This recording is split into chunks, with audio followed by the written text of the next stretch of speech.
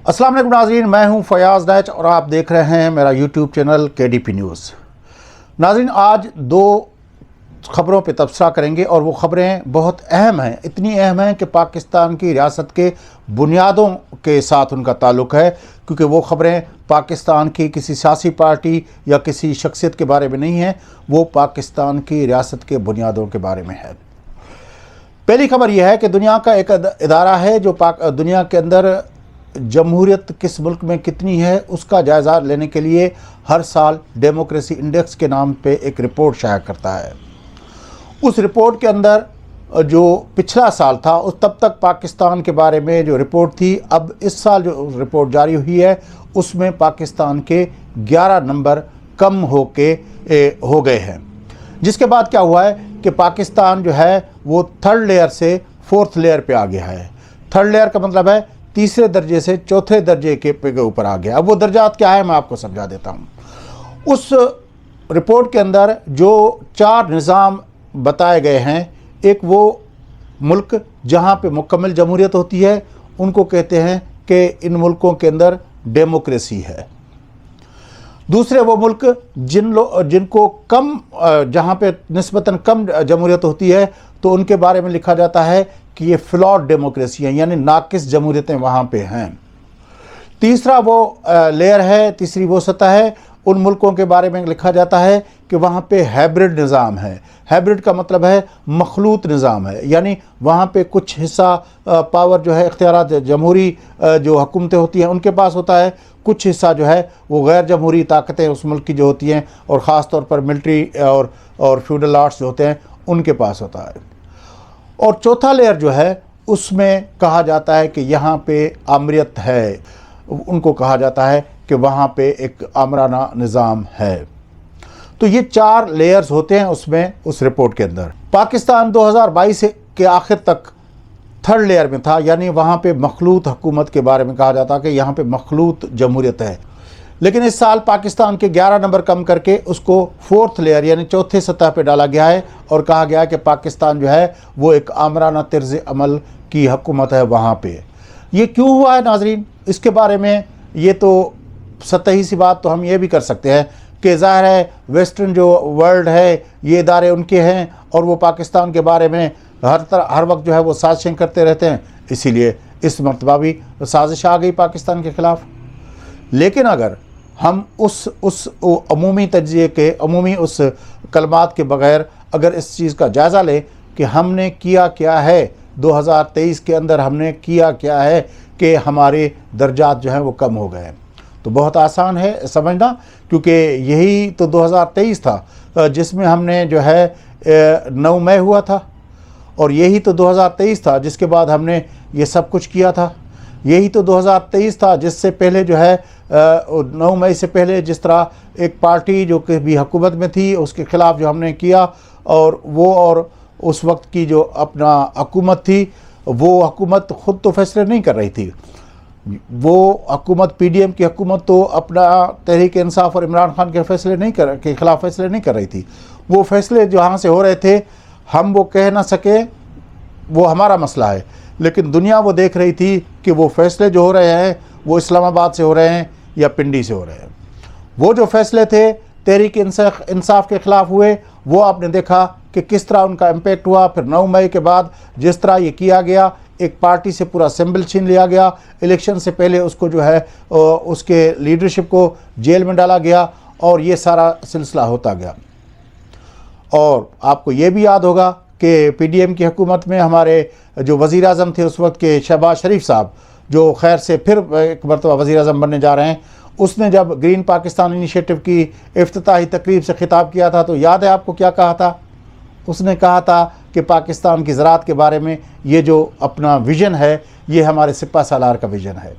तो पाकिस्तान की मईशत के बारे में भी हमने उस वक्त से ही अपना इख्तियारात दे दिए थे हमारे अफवाज पाकिस्तान को,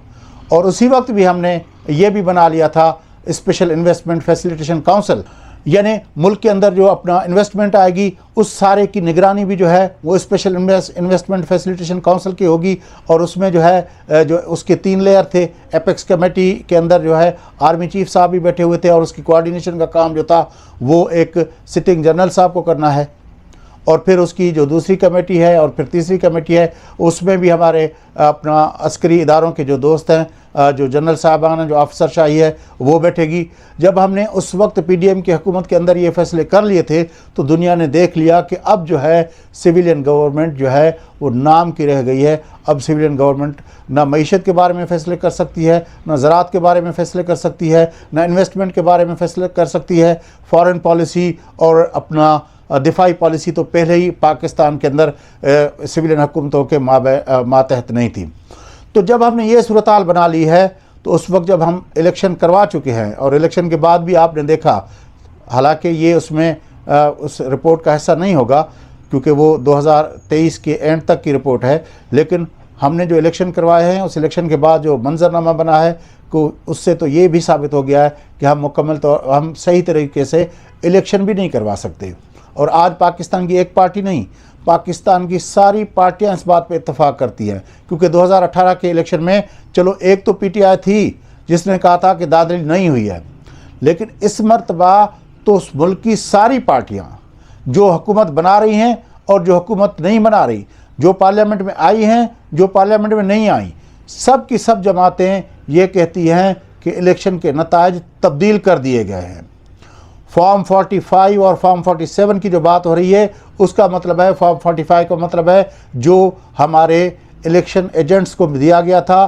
جو اپنا پولنگ آفیسرز کی طرف سے جاری کیا گیا تھا، پریزائڈنگ آفیسرز کی طرف سے جاری کیا گیا تھا، وہ وہاں پہ ہر پولنگ اسٹیشن پہ دیا گیا تھا۔ جب ان کو کلیکٹ کر کے نتائج بنتے ہیں وہ دوسرے ہیں، جبکہ جب ریٹرننگ آفیسر نے جو فارم 47 اناؤنس کیا تو اس میں رزلٹ دوسرے تھے۔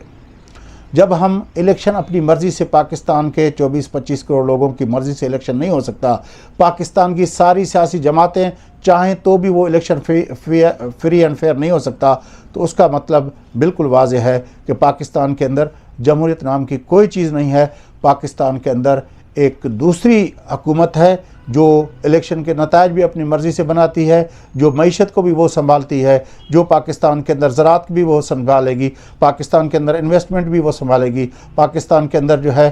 فارن پالیسی بھی وہ سنبھالے گی، پاکستان کی جو دفاعی پالیسی ہے وہ بھی وہ سنبھالے گی، پاکستان کے اندر لا اینڈ آرڈر کی صورتحال بھی وہ سنبھالے گی۔ وہی قوت ہے جو پاکستان کے حکمران ہے، یہ اس رپورٹ میں کہا گیا ہے۔ اس کے ساتھ ساتھ جو دوسری خبر ہے وہ یہ ہے کہ جو لاہور کے اندر جو ہوا ہے اس کا بھی اس خبر سے تانا بانا ہے، ایک لنک ہے، کیونکہ لاہور کے اندر جو ہوا ہے ایک خاتون کے لباس کے اوپر جو کلمات لکھے ہوئے تھے، ایک لفظ تھا حلوہ، اور وہ اپنا خطاطی جو تھی وہ عربی رسم الخط کے اندر وہ کی گئی تھی، جس کے اوپر وہ اس خاتون کے اوپر شہریوں نے اپنا اس کو ہراساں کیا، اور اس کے نتیجے میں یہ ہوا کہ یہ تو اس عورت کا بھلا ہوا کہ وہاں پہ ایس پی صاحبہ پہنچ گئیں اور اس نے معاملے کو سنبھال لیا۔ لیکن پھر ہوا کیا؟ ہوا یہ کہ اس خاتون کو معافی مانگنی پڑی۔ اس خاتون کو معافی مانگنی پڑی کہ کچھ لوگوں کی دل آزاری ہوئی ہے تو ان سے معافی مانگتی ہے۔ یعنی ایک شہری کے اوپر ایک موب نے حملہ کیا اور وہ حملہ بالکل غلط تھا، لیکن معافی اس شہری کو مانگنی پڑی۔ یہ ہے اس ریاست کا قانون۔ یہاں پہ کسی کے ساتھ زیادتی ہو، لیکن جو لوگ زیادتی کرنے والے ہیں وہ جس طرح کہ وہ مذہب کا نام استعمال کر کے زیادتی کر رہے ہیں، تو اسی لیے جس کے ساتھ زیادتی ہوگی وہ معافی مانگے گا، نہیں تو وہ محفوظ نہیں رہے گا، ریاست اس کو حفاظت نہیں دے سکتی۔ تو جب ریاست اتنی کمزور ہو جائے کہ وہ شہریوں کو تحفظ نہ دے سکے اور اس طرح کے جتھوں کے سامنے بے بس نظر آئے، تو اس کا مطلب دنیا پھر سمجھتی ہے کہ یہ جو جتھے ہیں یہ خود روح ہے یا ان کے پیچھے کوئی قوت ہے۔ اور ہر دور میں شہریوں کو ان جتھوں کے سامنے جھکنا پڑتا ہے، گھٹنے ٹیکنے پڑتے ہیں، کیونکہ یہ جتھے جو ہے وہ ریاست سے زیادہ طاقتور ہیں۔ آج کے لیے اتنا ہی کافی ہے۔ اپنے میزبان فیاض ناج کو دیجیے اجازت، اور ہمارا یوٹیوب چینل ضرور سبسکرائب کیجیے اور شیئر کیجیے اور جڑے رہیے ہمارے ساتھ۔